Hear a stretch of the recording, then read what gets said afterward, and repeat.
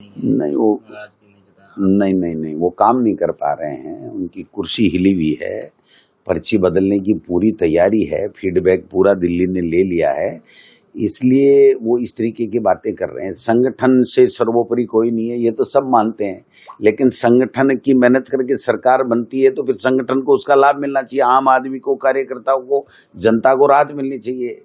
अब इन्होंने तो एक जुमला पकड़ लिया कि 5 साल कांग्रेस के शासन के बराबर 1.5 साल में कर दिया। हाँ, ये बात सही है कि जो हमने 5 साल किया ना, उसको इन्होंने 1.5 साल में बर्बाद कर दिया। चाहे वो चिकित्सा का क्षेत्र हो, चाहे वो शिक्षा का क्षेत्र हो, चाहे सड़कें हो, चाहे दूसरे काम हो। आज किसान लाठियां खा रहे हैं खाद के लिए, और छापामार मंत्री जी कभी जेसीबी चढ़ रहे हैं, कभी टावर पे चढ़ रहे हैं, कभी हेलीकॉप्टर पे। अब हेलीकॉप्टर में भी दोनों मंत्रियों एसईओ को भेज दिया जो एक दूसरे की शिकायत करते घूम रहे हैं दिल्ली में। 4 दिन पहले किरोड़ी लाल मीणा साहब जवाहर मैडम जी की शिकायत करके आए दिल्ली में कि इसने तो पूरा बेड़ा गर्क कर दिया पूरे प्रदेश का, और भरतपुर और सवाई माधोपुर में। और उन दोनों को, बकरी और शेर को, एक उसमें डाल दिया, एक घाट के ऊपर पानी पिला दिया, वो हेलीकॉप्टर में भेज दिया। आंखें ही नहीं मिल रही हैं। आप क्या किसके, आज तो किरोड़ी लाल मीणा जी का ही बयान है, मैं नहीं कह रहा, मैं तो ज्यादा बताऊंगा कि ज्यादा नुकसान हुआ है, लेकिन वो कह रहे हैं कि 80 मौतें होगी इस अतिवृष्टि से पूरे प्रदेश में। ये किरोड़ी लाल मीणा जी का, उनके मंत्री का है। आप बताइए, मुख्यमंत्री सो रहे हैं? मुख्यमंत्री का कोई दायित्व नहीं बनता? ये तो कह रहे हैं तुम मेरे से राजी हो गया, मेरे से राजी हो गया, अब काम मत मांगो।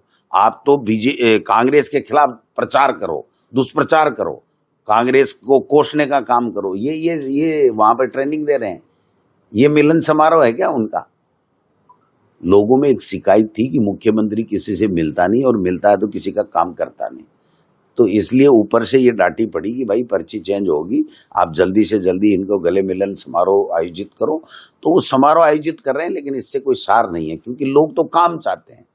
बीजेपी के कार्यकर्ता भी दुखी हैं, मंत्री दुखी हैं, ब्यूरोक्रेसी पूरी हावी है। आप यहाँ देखो, किसानों को मुआवजा नहीं मिल रहा है, जोजरी नदी का क्या हाल है, सड़कें टूटी पड़ी है। स्वास्थ्य का अभी तीनों जिलाध्यक्षों ने मुझे ज्ञापन दिया है कि साहब ये हमारे जोजरी नदी हो, पंचायत निकाय चुनाव के जो परिसीमन हो रहा है उसमें धांधलेबाजी कर रहे हैं, कानून व्यवस्था नाम की कोई चीज नहीं है, और खराब जो फसल है उसका भी मुआवजा नहीं मिल रहा है। बाकी भी बहुत सारी चीजें हैं। तो आप समझ सकते हैं कि ये सरकार नहीं, सर्कस है। एक दूसरे को नीचा दिखाने का काम करते हैं, एक दूसरे के खिलाफ बयानबाजी करने का काम करते हैं। जनता के काम से इनका कोई सरोकार नहीं। आप कह रहे हैं कि 80 लोगों की, यह कह रहे हैं कि भजन लाल जी का भाग्य अच्छा है, इस टाइम जो है बारिश होती है जहाँ जाते हैं। नहीं, भाग्य अच्छा है इसलिए मुख्यमंत्री बन गए। भाग्य अच्छा है इसलिए मुख्यमंत्री बन गए, और जब नहीं भी रहेंगे तो एक्स मुख्यमंत्री तो कहलाएंगे ना। वो अलग बात है कि जनता काम के हिसाब से आंकलन करती है, पद के हिसाब से आंकलन नहीं करती है। जब काम नहीं कर पा रहे हैं तो क्या फायदा? मैं नहीं कह रहा, ये जो कह रहे हैं ना, ये देखिए पंजाब केसरी का ये किरोड़ी लाल बोले, ये तो इनका मंत्री बता रहा है। मैं तो कहता हूं कि ये आंकड़ा 200 से ऊपर है, और जो पशु हानि, मकानों का गिरना, ये जो चीजें हुई हैं उसका तो कोई अंदाजा ही नहीं है साहब इनको। इन्होंने कभी मुख्यमंत्री ने मुंह खोला हो तो बताओ कि अतिवृष्टि हो रही है, सावधान रहना, हम सरकार आपके साथ में। दोनों को नाराजगी थी, दोनों को एक हेलीकॉप्टर में भेज दिया, फिर वो वहां उतर गए, फिर एक जेसीबी चढ़ गए, एक वापस गाड़ी में चढ़ गए, जयपुर आ गए। क्या मतलब है इन चीजों का, आप बताइए। वो कह रहे हैं कांग्रेस का काल का समय था, कांग्रेस में काल पड़ता है, और हमारे भजन लाल जी तो हाल ही में 3-4 मंत्रियों ये बेवकूफी की बातें हैं कि किसी के नाम से काल पड़ता है, किसी के नाम से ये होता है। तो ये कोई तुक वाली बातें नहीं है साहब, साइंस का जमाना है। आप बताइए, इस तरह की बातें कहते हैं तो फिर ये अतिवृष्टि में मौतें हुई, वो भी इनकी वजह से ही हुई है क्या? इन्होंने अतिवृष्टि करा के भजन लाल जी ने कराई है क्या ये मौतें? तो अगर अच्छी की आप माइलेज लेना चाहते हो तो बुरे की जिम्मेदारी भी लो, जो नुकसान हुआ उसकी जिम्मेदारी भी लेनी चाहिए ना। नहीं तो ये तो क्या टल्ले मार लोग हैं जी, टल्ले मार देते हैं, चले जाते हैं, इनको कोई पूछने वाला नहीं है। इनके लगा हुआ, मंत्री के लगा हुआ ऐसे बाबू जो होता है ना, वो ही नहीं मानता इनको। ये घूमते फिर रहे हैं कि हमें तो कुछ नहीं करना, गाड़ी मिल गई। ये तो गाड़ी तो जनता वापिस ले लेगी थोड़े दिन बाद में। गाड़ियों से क्या होता है बताओ आप? किरोड़ीलाल जी एक कृत्रिम वर्षा के लिए ड्रोन उड़ाने का प्रयास करें, ये तो सर्कस कर रहे हैं, पैसे की बर्बादी कर रहे हैं।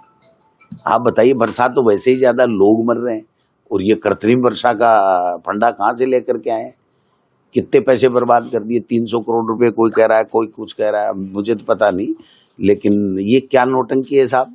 लोग बाग वहां कितने आते हैं, क्या करते हैं, समझ के बाहर की बात है। तो ये सारी चीजें जो हो रही है, सरकार नाम की कोई चीज नहीं है, ये तो केवल अपना टाइम पास कर रहे हैं। ये टाइम पास सरकार है, जनता इनसे त्रस्त है। अब निकाय चुनाव को लेकर खींचतान हो रही है। राजस्थान उच्च न्यायालय ने कहा चुनाव कराने, चुनाव आयोग भी कह रहा है, सरकार कह रही है हम एक साथ कराएंगे। भाई संविधान कह रहा है, छोड़ दो आप चुनाव आयोग क्या कह रहा है, भजनलाल जी क्या कह रहे हैं, गोविंद डोटासरा, टीकाराम जूली जी क्या कह रहे हैं, अशोक गहलोत जी कह रहे हैं, छोड़ दो इन बातों को। आपका संविधान क्या कह रहा है? एमएलए और एमपी का 5 साल में होता है कि नहीं? उसी संविधान में जो ये प्रावधान है कि 5 साल के अंदर अंदर आपको परिसीमन और सब काम कर करके आपको काम करना पड़ेगा, नहीं कर रहे हैं। हाई कोर्ट ने कहा कि इनकी जांच होनी चाहिए, किसकी गलती से नहीं हुआ। डीबी ने स्टे दिया, डीबी ने इसलिए दिया है कि मूल रूप से जो अनूप कुमार दंड साहब के पास में जो थी, वो थी जो प्रशासक लगा करके राजनीतिक द्वेषता से सरपंचों को हटा रहे थे, वो थी। तो उनका ये कहना था कि ये रिट हमारे पास डीबी में है कि ये 5 साल के अंदर अंदर क्यों नहीं चुनाव करवा पा रहे हैं, ये हमारे पास में है। और वो बहस सुन करके रिजर्व है डिसीजन, तो उसमें वो डिसीजन आएगा, तो उसमें इनको कोई राहत नहीं मिलेगी। कोई न्यायालय, चाहे वो नीचे का हो, उच्च न्यायालय हो, सुप्रीम कोर्ट हो, कभी नहीं कह सकता कि संविधान में 5 साल का प्रावधान है तो आप मर्जी जब करा लो। ये कोई कोर्ट नहीं कहेगा, कोई कानून नहीं कहेगा। अंत में उपचुनाव होने वाले हैं विधानसभा, जीतेंगे, कांग्रेस जीतेगी वहां। तो नरेश मीणा को क्या अगर वापस टिकट की मांग करते हैं? किस बात की टिकट है? टिकटों का समय आएगा तब पार्टी आलाकमान तय करता है। आज काहे की टिकट है, किसको टिकट है?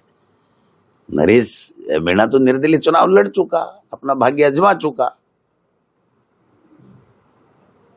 बिल्कुल बिल्कुल, बहुत ही ईमानदार, जनता के बीच में रहने वाले, अपनी बात स्पष्ट रूप से रखने वाले जननेता थे कर्नल सोनाराम जी। वो हमारे बीच में नहीं रहे। मैं समझता हूं कि उनकी शोक सभा में आज हम सब लोग, मैं और जूली जी और हमारे प्रभारी रंधावा साहब जा रहे हैं, हम शोक प्रकट करने के लिए, और उनके चित्र के ऊपर पुष्पांजलि अर्पित करके हम लोग आएंगे।